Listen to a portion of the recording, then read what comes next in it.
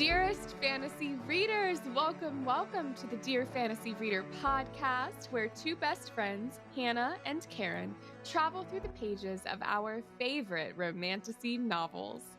Join us as we take flight into the world of the Empyrean series, diving deep into the chapters exploring characters, scenes, theories, foreshadowing, and more, taking what we've learned from the second book, Iron Flame, to reread and re-experience the first. With that content warning and spoiler alert, we'll be covering anything and everything Empyrean series to this date and any additional context that Rebecca Yarros has given us. So if you haven't read both already, save this podcast, go do that, and we'll be here waiting when you are done. Also, due to the nature of these books, this podcast is rated R in language and content. This episode should be safe, but keep that in mind for future reference. Jumping right in, I am so excited for this podcast because I had the biggest book hangover I've ever experienced from this series. Yeah, I could tell because I was getting several mini novels texted to me every single day, several times a day. Yeah, I had a lot to say. I had so many thoughts and theories swirling in my mind. And then I realized that the third book didn't come out until January. How am I supposed to wait until then? As soon as I finished Iron Flame, I knew I wanted to do a reread. I had not read these books since last November, and I've read 75 books in between. So whenever you were texting me all of these theories and questions and everything, I was just like, yeah, I'm going to have to reread these because I do not remember anything except for like the main ideas. Yeah. Well, and so both Karen and I have done a second reread. And so this will technically be our third, but just like getting both of us on the same page so we know like what questions we want to ask, things like that, which we'll get to in our next episode, our grounding episode. But that's what this podcast really is. It's us exploring this series in depth as a whole, re-experiencing Fourth Wing now that we have so much more context about, from Iron Flame as we prepare for the release of Onyx Storm. One point I really want to emphasize is what we really want out of this podcast is to have a space where we can talk about these incredible books in an interactive way with all of you. Yes, and I'm so excited because Hannah's brought up points that I have never even thought of. So I'm really excited to how deep we can dive into this with Iron Flame in the grand scheme. Yeah. with the knowledge we have about Iron Flame. Absolutely. Well, I'm so excited to see your reactions to things. And one thing I love about you is how insightful you are. So I'm really excited to see like what you do when you react to some of these theories that I've kept secret from her intentionally. I'm nervous. So now that you know a little bit about the flight that we're about to take off on together, we'd like to take a moment for you all to get to know your fellow squad mates. So Karen and I have been best friends for a few years now. We met at a Taylor Swift club night in 2021. Yeah, 2021. We stayed long distance, so I didn't live in the same state. I just happened to be visiting when we met. So we're big Swifties, which we'll mention, just occasionally. Several times. We actually bonded really quickly, and we listened to every Taylor Swift album that came out together over FaceTime and once on Zoom. Yep, sure did. Yeah, so now I moved to Florida to be closer to Karen. And so we went from our hyperfixation of Taylor Swift and are now bonding over our hyperfixation of Fourth Wing. And I can't wait to share all my other hyperfixations with Hannah to drag her into this reading rabbit hole. Absolutely. She's already on me about ACOTAR. And I'm like, yes, I am so down. Let's do this. And then we're jumping straight into that because I hyperfixate hardcore. Hence, why we're doing a deep dive podcast. ACOTAR, Throne of Glass. I know you're just going to be just as obsessed. Yeah. So actually, on that note, Karen, how did you get into reading? You know, it comes to me honestly, my mom was a reading teacher. So I feel like I was just naturally gravitating towards books my whole life. And my mom kept so many books in the house at all times and took us to libraries and everything. As soon as I picked up Junie B. Jones, it was over for me. Reading reading became my whole life. And then it just orbited into a new dimension whenever I read the Twilight books. Oh, Twilight, it got me good.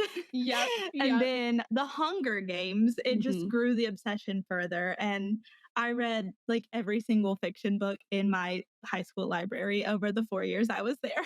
I love that so much. Strangely enough, similar starting for me. I loved to read. It started with Twilight series. I saw my older cousin reading those. The movie had just come out and I was like, "Oh my god, like obsessed." And so that was like my first full series. And then I'd found this book series in my library because I was a volunteer library assistant when I'd get to school early in middle school. I love I that. know. And I found this series called The Daughters of the Moon. And it will probably always be like my heart series. It's been years since I've read it, but that is part of where I was like, this whole fantasy genre of I'm gonna say like YA Mm. was I felt home in that. Like I could it was so much of Oh, an escapism. And one thing about me you'll learn is when I like something, I don't just Karen knows this and saying to the listeners, I don't just oh, like yeah. things at like 50%. I'm just like, oh, that's cute, that's nice, or I'm like fully obsessed. Um, and so, that turned It's into true.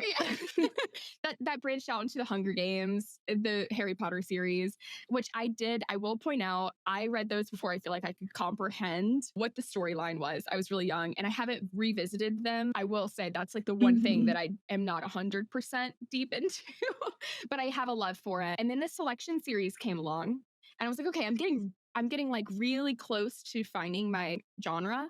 And then I found Red Queen. Yeah. It's been my favorite for years, but it's just missing more of the romance element that I crave. Like it has that balance of the fantasy, like powers and magic kind of thing. And so when I read Fourth Wing, all right, we'll get to that. We'll get to that. I want to know first, Karen, how did you get into Fourth Wing?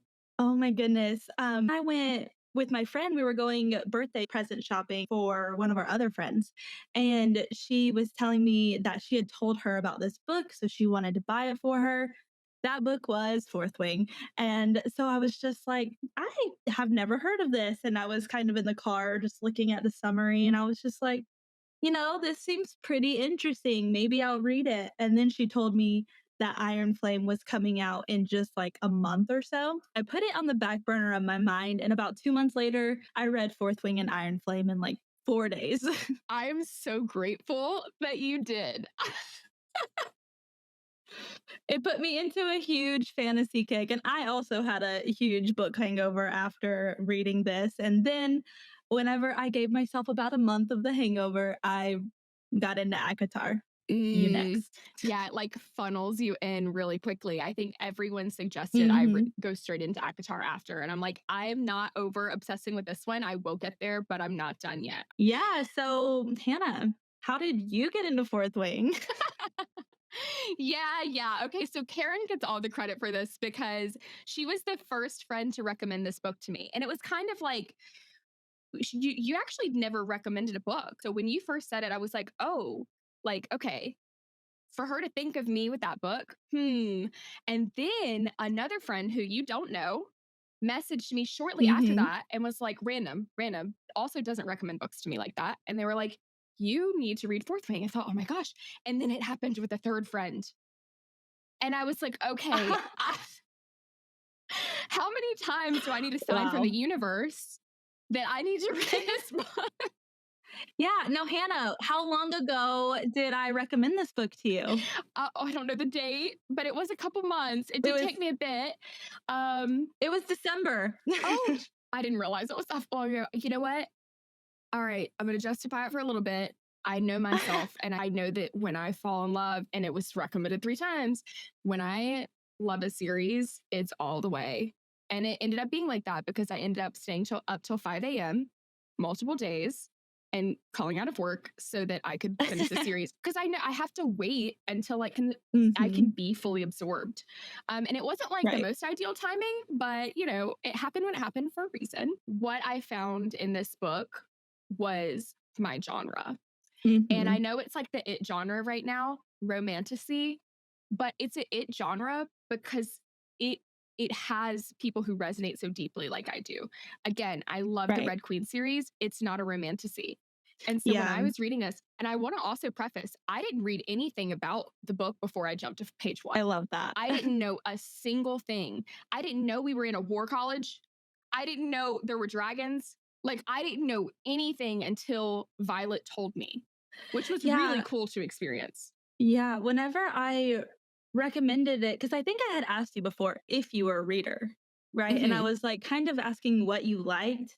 And Yeah. so you did tell me fantasy. So like Yeah. what specifically about fantasy draws you to that genre? Like what do you love Yeah. most about a fantasy book? That's a great question because it's kind of been hard for me to navigate that. I love superpowers. I don't think that's like the Yeah. appropriate wording for it, but like magic powers. Mhm. And so when people would say fantasy before, it was like, you'd think like dragons or like different kind of species. And I love the addition of that, but it's really when the narrator has a power, it feels like I then get to experience having that power. And I have waited to tell you this story specifically in case you Yeah, I asked me can't this, wait. because I used to play this game with my little brothers when I was little. We made it up and we would play outside a lot. While I am Gen Z, I got like right at the cusp of not having internet and not having like a phone. And so it forced us to be outside playing. And we got creative and we made up this game called the Power Game. And we Power would game. have this intricate storyline of how we found these crystals one day. We were best friends. We all found these crystals one day. And mine was pink, one brother was blue, and the other brother was red. And the one with blue was my twin, and the one with the red ended up being evil. And we each got powers, and we would act out the powers. I mean, it was intricate. Okay, so that is really where my love of like That's this so fantasy cute. is. It actually makes me sad to think about there was like one day that it Mhm. was the last time we ever played it. And so when I get to, Stop. I know, I know. So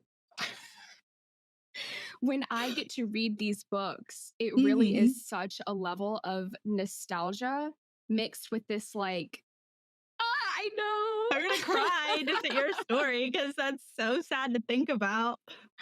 It is, but it also, I think, really helps me understand why I resonate so much with these books. Like, I just love, I also have these dreams sometimes where I'm flying. I can control my dreams. It's very rare, unfortunately. And those are my favorite. And so it really is like a chance when I'm in these specific kind of fantasy books where there are Yeah, powers to go you back and to I that. have talked about the dream thing Yeah. because I am scared of heights. And so my dreams where I'm flying are usually very scary. So I can control the dream to make me get to the ground safely. And I like how you're just the kind of person that's like, let's fly more. Literally in my dreams, I can like put my hands like this. If you're watching on YouTube, sorry if you're not, and then like make myself like Iron Man almost off the ground. And I'm like always yearning to do that. And you're like, please just keep me on I'm ground. like, taller than 10 feet is a little too high for me. I love that. So, Karen, what do you love most about fantasy books specifically? I too love the powers, but my favorite part about the fantasy books and a well-written fantasy book, because there are differences, right? I just love the world building. And I think it's Mm. so amazing when an author can set up a whole new world and with so much detail and have the politics in it. And you just understand and you feel like you're there and you're just like, this is how it is. This is the rules that have been set up and this is the geography. I love when a book has a map. Love when a book Oh, has a map. It's so fun. I just love the world building and I love like all the other details that encompasses a fantasy genre. mhm. But the world building is my one of my favorite parts. And some people think it's so boring. It's like the most boring part of the book. But I just think it helps you appreciate everything else in the book when that is set up well. I actually love that so much. And I think that what is really cool about our podcast, like what I'm most excited about, is that we bring different things to the table, even though like I had an analogy the other day, we're opposite peas in a pod. and It's true. yeah. So like with you, like you say you're an avid reader. And I would think like just describing you as like more in the moment. Yeah, I'm definitely an avid reader. Obviously, had read, like I said, 75 books in between when I Mhm. read Fourth Wing until now, which is less than a year. And I'm very in the moment. And since I read so much, sometimes I forget some of the details, but I remember how a book makes me feel. And Mhm. that's one of the more important things to me is how it made me feel. It could be the best book I've ever read in my life. I know that by the vibes. Yeah. And not so much the detail. That's why I'm really excited about this podcast and why I really enjoyed the reread is because I honestly felt like I was reading it again for the first time. And I'm very excited to learn all this insight you're going to bring to me. So I can just dive deeper in it and again, experience like I've never had before. I love the way that you worded that. I want to say, I think that we really balance in that you are so much more of like a feel through your way through the book. Whereas I definitely had more of that with this book than I had in others before, which really like was the perfect balance. And I think that's going to translate really well for us analyzing For this sure. book, both from a perspective of what were we feeling in these moments the first time versus now that we know so much more. And that will bridge into what all do we know now that we didn't know the first read. I tend to be I have an analytical mind. I am a Mhm. sociologist, so I also love the world building, especially involving like politics and contrasting values of societies, especially like in Fourth Wing between Navarre and Tyrandor. It's fascinating to me.